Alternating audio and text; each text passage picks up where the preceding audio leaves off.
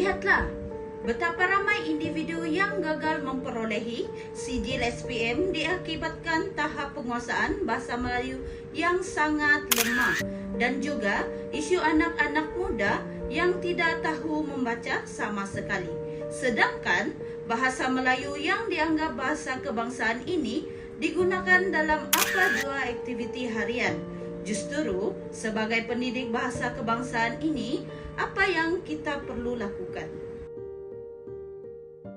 Assalamualaikum dan selamat pagi. Saya ucapkan kepada pencara dan juga para pendengar. Hari ini saya akan menjelaskan tentang sesuatu perkara yang amat penting dan perlu diketahui oleh semua pendidik, terutama dalam pendidikan bahasa Melayu ini, yaitu pedagogi. Pedagogi ini dapat didefinisikan sebagai kajian tentang kaedah dan prinsip pengajaran. Makna kata pedagogi merupakan kaedah pengajaran yang kita gunakan sebagai pendidik dalam membimbing para pelajar. Mesti semua nak tahu kenapa kita perlu mengetahui pedagogi ini? Mari sini saya jelaskan.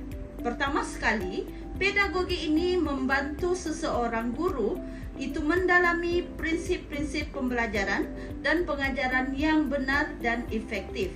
Selain itu, seorang guru juga akan dapat menganalisis kaedah yang sesuai untuk digunakan serta dapat menilai tahap pemahaman para pelajar.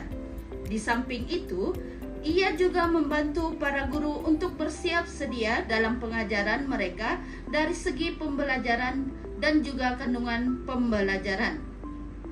Akhir sekali, pedagogi ini membantu para guru untuk mewujudkan komunikasi dua hala yang efektif di antara para pelajar dan para guru. Mari kita alihkan fokus kita kepada tujuan utama kita pada hari ini, yaitu mengetahui langkah-langkah yang dapat dilakukan untuk meningkatkan penguasaan pengetahuan pedagogi dalam kalangan guru. Pertama sekali ialah penyediaan latihan dan kursus profesional yang lebih giat.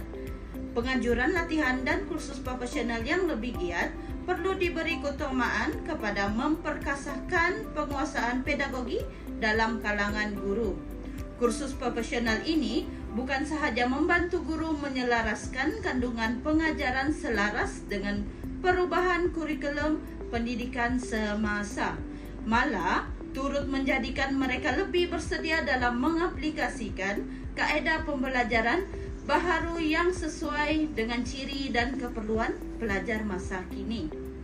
Selain itu, kursus ini wajar merangkumi model-model penting seperti model Robert Glasser yang menekankan elemen objektif pengajaran, kaedah penyampaian, pengetahuan sedia ada pelajar, serta aspek penilaian.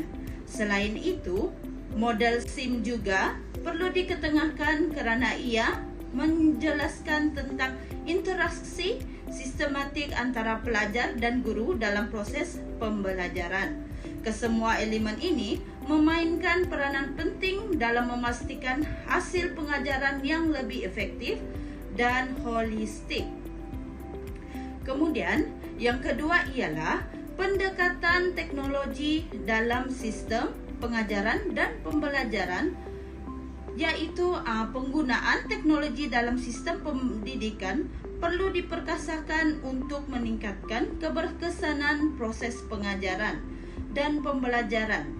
Guru boleh memanfaatkan pelbagai teknologi pendidikan seperti video pengajaran, aplikasi interaktif, sistem pengurusan pembelajaran LMS, serta platform digital bagi menyokong pendekatan pedagogi yang inovatif dan mesra pelajar.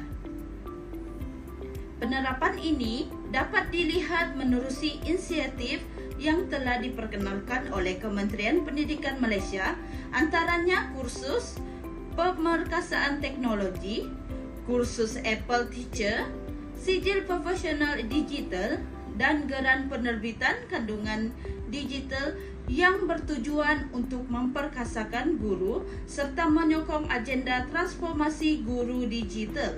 Ketiga ialah penyediaan insentif khas kepada para guru. Selain itu, penyediaan insentif khas kepada guru yang menunjukkan kecemerlangan dalam amalan pedagogi perlu diberi perhatian sebagai satu bentuk pengiktirafan dan motivasi. Guru yang dinilai memiliki tahap pedagogi yang tinggi seharusnya dihargai melalui insentif yang bersesuaian sebagai galakan untuk terus melaksanakan tanggung jawab secara profesional dan efektif. Langkah ini juga berpotensi meningkatkan semangat dan motivasi dalam kalangan guru untuk memperbaiki mutu pengajaran mereka ke arah pencapaian kecemerlangan yang sama. Antara contoh insentif yang telah diperkenalkan oleh Kementerian Pendidikan Malaysia ialah Program Cuti-Cuti Cikgu (CCC) yang menawarkan paket percutian khas dan menarik sebagai penghargaan kepada para guru berprestasi tinggi. Usaha ini bukan sahaja menyemarakkan motivasi, malah mampu mewujudkan budaya kerja berprestasi dalam kalangan warga pendidik. Selesai dengan langkah-langkah yang perlu dilakukan, mari kita teruskan dengan contoh-contoh situasi yang menunjukkan kekurangan pengetahuan pedagogi yang mengakibatkan gangguan pada pembelajaran pelajar. Situasi pertama ialah kelemahan dalam pengetahuan pedagogi isi kandungan (PPIK). Pengetahuan pedagogi isi kandungan (PPIK) merujuk kepada keupayaan guru untuk mengintegrasikan pengetahuan kandungan subjek dengan strategi pengajaran yang sesuai. Sekiranya seorang guru tidak menguasai secara mendalam kandungan mata pelajaran yang diajar, maka sukar baginya untuk memilih pendekatan pedagogi yang efektif dan bersesuaian. Kelemahan ini akan menyebabkan penyampaian isi pelajaran yang lemah dan tidak terarah, sehingga pelajar mengalami kesukaran memahami konsep yang diajarkan, sekaligus memberi kesan kepada pencapaian akademik mereka. Situasi kedua ialah kekurangan bahan pembelajaran dalam kelas.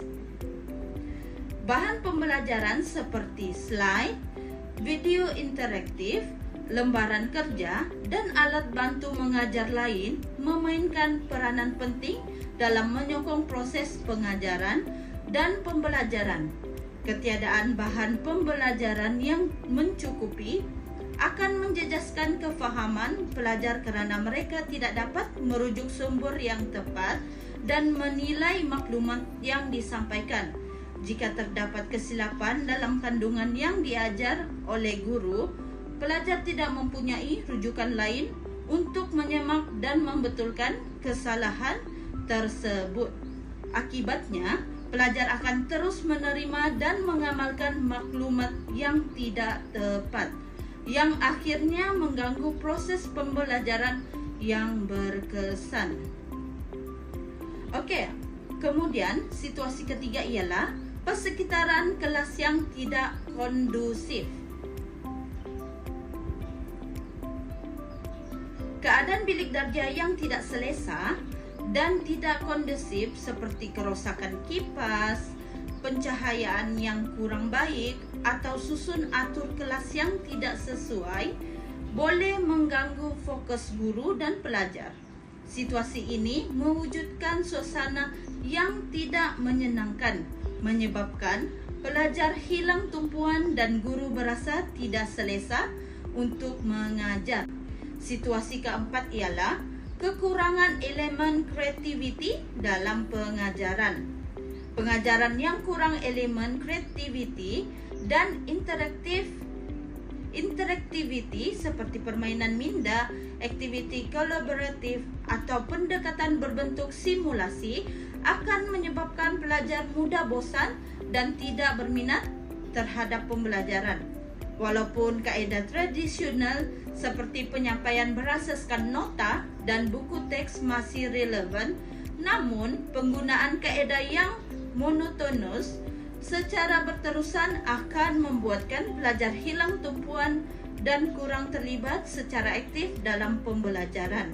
Justru, kekurangan kreativiti dalam pedagogi akan melemahkan keupayaan guru untuk merangsang minat pelajar secara menjejaskan penguasaan ilmu secara menyeluruh.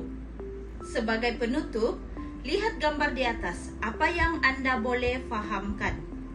Ingatlah bahwa kita sebagai pendidik boleh diibaratkan seperti loyang pembuat kuih. Apa jua bentuk yang kita corakan, itulah juga bentuk yang akan terhasil pada kuih. Begitu jugalah peranan kita dalam membentuk minda emosi sasiya murid-murid. Segala ilmu, nilai dan sikap yang kita tanam hari ini akan memberikan kesan sama ada secara langsung atau tidak langsung terhadap pembentukan generasi masa hadapan. Justru, marilah kita sentiasa sadar bahwa tanggung jawab seorang pendidik bukan sekadar menyampaikan ilmu, tetapi juga membentuk insan yang seimbang dan berakhlak mulia. Sekian, terima kasih.